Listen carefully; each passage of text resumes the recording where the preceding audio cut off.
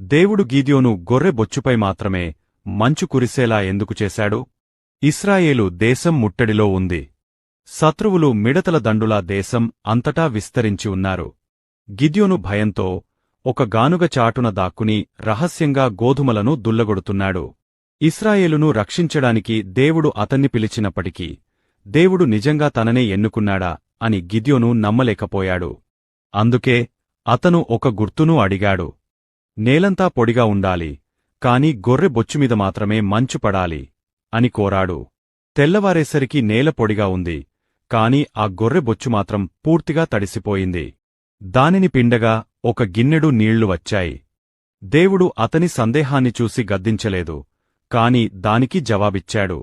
ఎందుకంటే ఆ రాత్రి విశ్వాసం ధైర్యంతో మొదలవ్వలేదు, భయానికి జవాబుగా వచ్చిన దేవుని కృపతో మొదలైంది.